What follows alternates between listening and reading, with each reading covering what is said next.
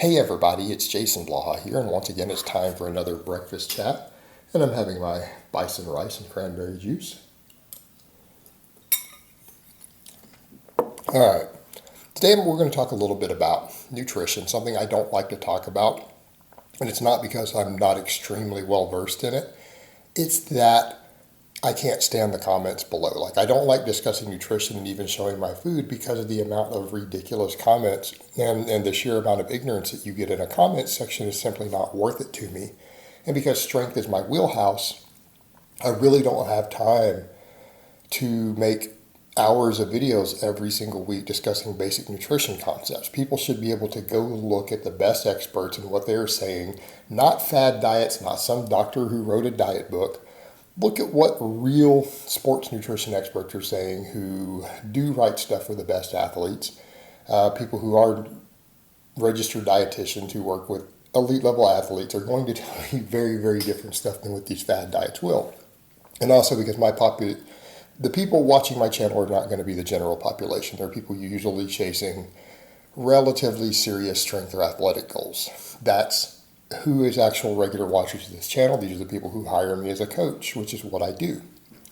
So the whole topic of nutrition, when it comes up, the two worst offenders right now, the absolute two worst offending trends are vegan diets and carnivore diets. And the problem we have with them is that both of these diets have extreme zealots, and I get both in my comments section,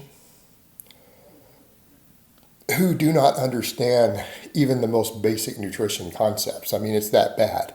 And what they also don't understand is that these diets are the same thing.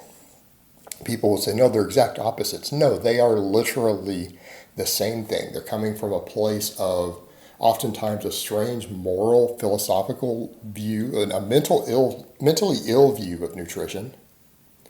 Okay? They're almost always the same people, meaning people who go to carnivore, over half of them were vegans at one time.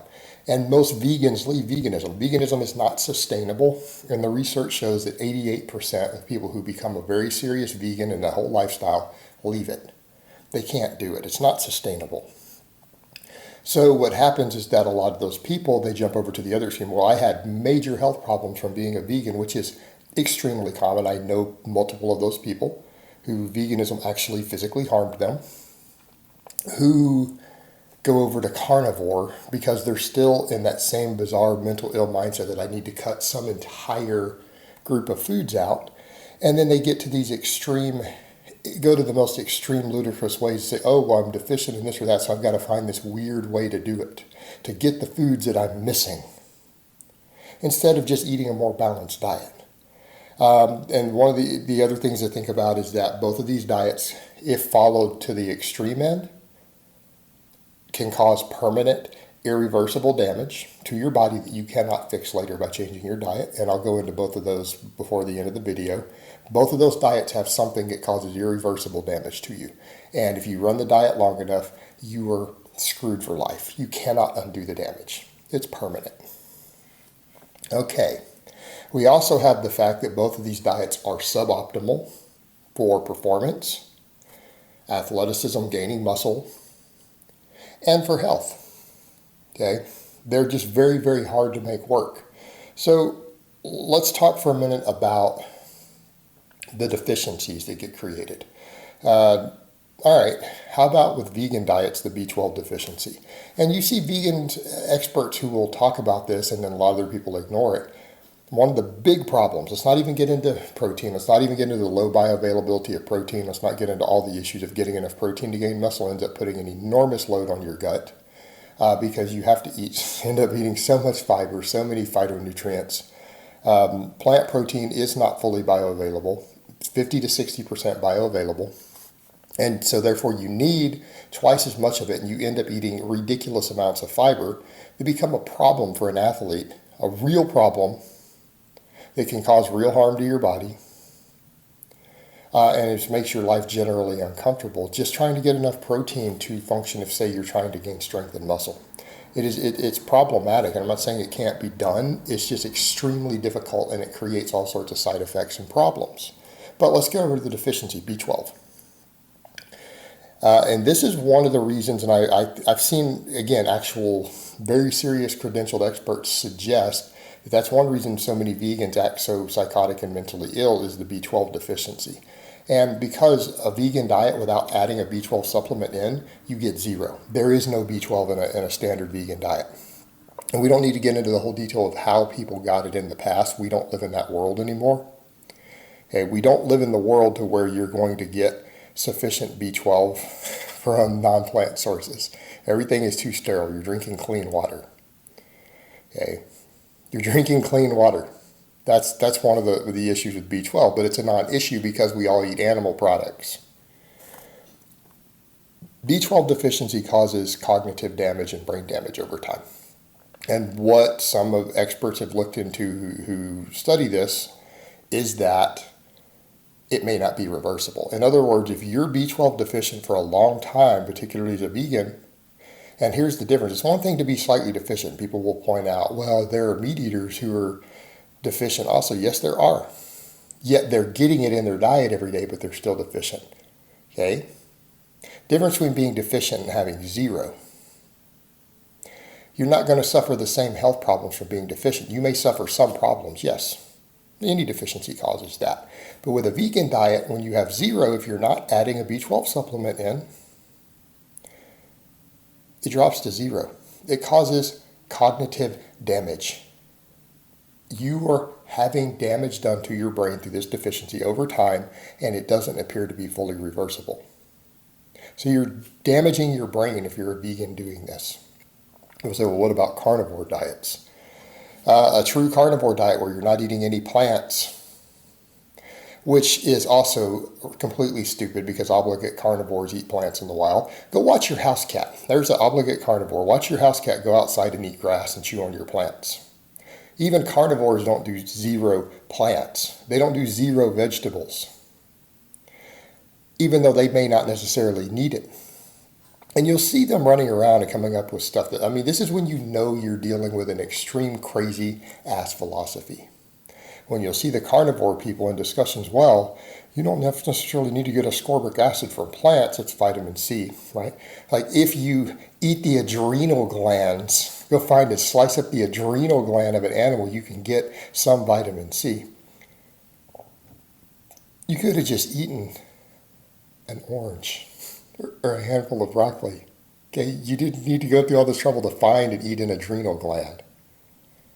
All right, they're so scared and so extreme that they're scared to eat half of an orange or a handful of broccoli to get vitamin C that they're going to go find an adrenal gland. Do you know how insane that is? For what reason? There's no benefit. There's no benefit to doing a carnivore diet. It's just another extreme philosophy. And here's the problem they run into. They're terrified of oftentimes fiber. And I'm not saying there can't be benefits to low fiber diets at certain points. Depending on what you're doing in certain health conditions or certain eating needs, yes, there can be a benefit to reducing fiber intake. We know this. I'm not saying that's what everyone should do. People who are fat and trying to lose weight, probably not the wisest choice. But I get it. There are people with various gastrointestinal distress, various GI tract disorders, IBS, things like that, where reducing fiber down a lot can be life-changing. Or someone who's trying to gain a lot of muscle, who needs a lot of calories. Lower fiber is beneficial. Too much fiber interferes with your training, interferes with absorption of certain things. I get it. I do vertical. Zero fiber diet. What happens when you eat a zero fiber diet for months on end? It permanently changes your gut flora. You lose healthy, beneficial bacteria. And I've seen actually a friend of mine, Alex Leaf, who's a researcher, put out data on this. What happens when you go on a zero fiber diet too long and those gut flora deplete? I saw him note and point out that some of the research on it a while back that they don't return. In other words, you run a diet like this for an extended period of time. I don't know how many months it takes. Depends on the person. It might take one person 2 years. This might happen to another person in 3 months. Zero fiber. And we also have data on this from childhood epilepsy ketogenic diet studies too. your gut biome changes, and you have certain cultures that are extremely beneficial that die off. When they die off, they do not come back. Even if you try to use a prebiotic or probiotic to try to get them to come back, it doesn't always happen. It may be permanent. In many people, it is irreversible. So now you're going to have gut health issues for the rest of your life. So let's say you do this at the age of 25 or 30. When you're 60, you're still going to have all sorts of irritable bowel issues and digestion issues and gut issues for the rest of your life because you did a stupid ass, ignorant ass diet that you got off the internet. Okay, these diets are both insane. They are insane. They're just crazy philosophies wrapped up as a diet for oftentimes mentally ill people or people who have certain health issues who are seeking any solution but who can't be bothered to go do real research into what actually seems to help. Okay, because if you have a lot of the issues that people go on these diets for, there are far less extreme methods that have a higher success rate. But that's when you go get a registered dietitian. So again, people don't seem to understand this stuff. And that's one reason when you discuss nutrition on the internet, all the crazies and ignorant ass, stupid ass people come out and discuss nutrition. And it's really frustrating. That's one reason I don't like to do it. But these two groups of people represent the most moronic extremes possible. All right, guys, but that's really all I have to say on that today. I hope it's been informative, and I will talk to you guys next time.